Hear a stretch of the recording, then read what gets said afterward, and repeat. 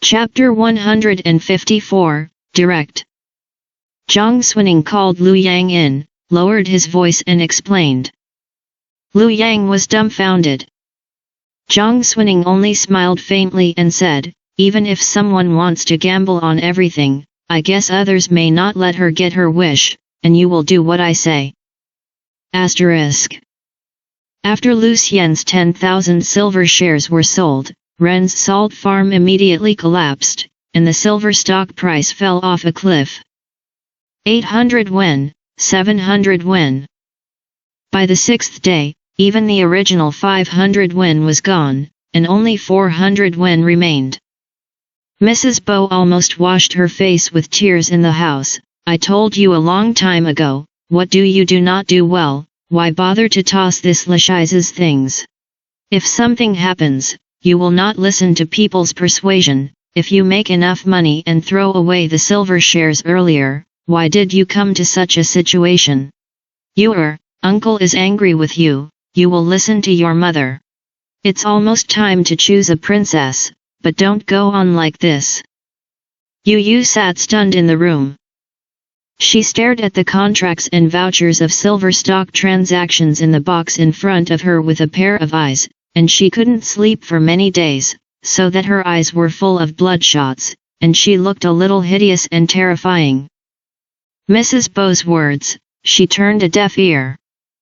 I just don't know how many times I asked the maid next to me, is there any new news? The maid who was waiting was also very panicked these days, and the people in the house saw that Yu was not quite right in the past few days, and they didn't dare to go against her will, and almost every half an hour, they sent people to the Shuxiang Inn to inquire about the latest news. But at the moment there is no new news. The maid trembled, and her voice was as thin as a gnat. No, not yet. Yu's expression suddenly sharpened, and when she stood up, she slapped the maid in the face, and scolded, it's been an hour, and I haven't come back yet, what are you eating? Half of the maid's face immediately turned red. Mrs. Bo exclaimed, you are crazy, what are you going to do? What does it have to do with the maid in the back house if others can't come back? You are really confused, but it is only a few thousand taels of silver, let it go, can you put it down? If you choose the Princess of Linzi, he will not be able to get glory and wealth at his fingertips. This position, Yu in the past was not without Xiao's thoughts, but now Mrs. Bo's words sounded extremely harsh to her, which stimulated her heart that had been hit hard these days, making her extremely disgusted. She actually sneered, is it that easy? Mrs. Bo was stunned. Yu said viciously, all the ladies in the capital have to be selected, there is a Xiao Shu on the top, and Zhang Suiwai on the bottom. How generous other people's mansions are, what is our mansion like? If I don't even have this bit of silver, I can't even buy the head and face that I can get my hands on, and even if I go to choose, I will make others see the joke. Seeing that the person who went to the palace to find out the news had not returned, she couldn't wait, so she ignored Mrs. Bo's obstruction, took the lock and locked the box containing the contract on the table, but the key was put into her arms herself, and then shouted loudly, prepare a carriage for me. Mrs. Bo asked, why are you going? Yuetta didn't look back and said, I'm going to go to the inn to see in person, you deliberately didn't let me know the news, don't think about it. She is used to being domineering in the house, since she was elected to Yang's Hizai as a companion. In the mansion, her sister Yu Shuang is a head shorter than her, although the following people are embarrassed, they have to prepare a carriage for her, lest they be beaten by her. Mrs. Bo called her from behind, but she didn't listen at all. When the carriage left the mansion, a tall and sturdy young man came and stopped at the gate of the mansion. If it was usual, Yu must ask about this person's identity. But now the whole person was stunned, and he just glanced at it and swept over, urging the coachman to rush to the Shuxiang Inn. These days, the silver stock price of Ren's salt field has been going down, and the 9 cows can't pull it back, and there are still many people who come to see the excitement at the beginning. But after falling for a long time, it is not strange, only when this salt field is wasted, and the people who bought silver stocks are planted. Therefore, Yu thought that there should not be many people by today. Unexpectedly, as soon as I got off the carriage, I heard the voices of people in the inn, which was quite lively. I really didn't expect that who would have the guts to take the 10,000 silver shares at such a juncture. It's all down to 300 yuan, and no one cares. Isn't there a rumor that there is news from Shuzhong that the salt field is being rebuilt? It's just that Ren Weizi figured out what Zhou Tubewell came up with, which made the surrounding salt farms very red, and took advantage of the fire to rob him, and he was willing to help unless he was forced to teach other salt farms to play Zhou Tubewells, otherwise he would have to block it. I don't think Ren's salt farm is worth much, but I'm afraid this Zhou Tubewell will be worth a little money. It's not a loss to buy this for 300 yuan a share. But once this method is told to someone, it won't be worth much. Yes, who's so daring? Maybe it's money and no place to spend it. When Yu heard this outside, her heart jumped sharply, and she completely forgot that she was still a reserved lady, and when she walked in, she asked the person who had just spoken, "Boss Lu's 10,000 shares were bought." Most of the old men in the inn were old men, but I didn't expect a girl to come out. Just raised her head to see that although the girl's facial features were delicate, her expression was a little paranoid and fierce. A pair of red eyes stared, and she gritted her teeth faintly, which made people feel cold in their hearts.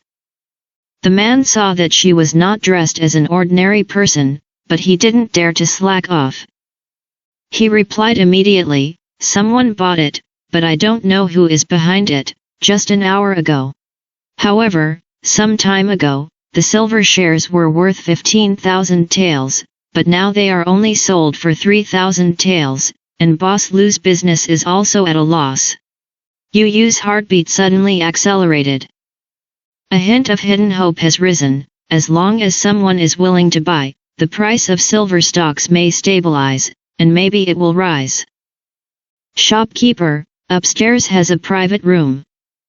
She roughly calculated, according to the previous habit of Ren's salt farm, there should be accurate news from the salt farm today at the latest, and she couldn't stay in the mansion to listen anyway, so it was better to come and wait in person.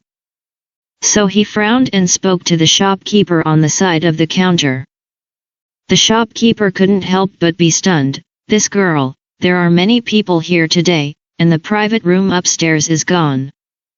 Yu frowned suddenly, and saw that there was clearly a private room upstairs with the doors and windows open, as if charming, so she sneered, "I'm Miss Yan of Qing Yuan Bafo, can't you even move out of a private room here?" The people are afraid of officials, not to mention that the shopkeeper is a businessman. He also glanced up at the empty private room, but he was very embarrassed. "Girl, the private room upstairs has been set by another girl a long time ago, and I really can't make the decision when doing business." Yu glanced around, raised her chin slightly, and said disdainfully, "You are all peddlers and pawns here, this girl is here to look up to your realm." The faces of the surrounding peddlers and pawns couldn't help but change. Even the shopkeeper's face was a little ugly. At this moment, a clear smile suddenly came from outside. "Why does Miss Yu even have to grab the private room I booked?" The voice. Yu's complexion changed suddenly, and her whole body tensed. Even if she didn't want to, when she turned her head, she still saw the face that she hated deeply, Zhang Xuning. Recently, the palace is preparing to choose a princess, and it is preparing to make peace, and the companions don't have to enter the palace anymore, so Yu hasn't seen Zhang Xuning for several days. When I saw it again, I really felt dizzy.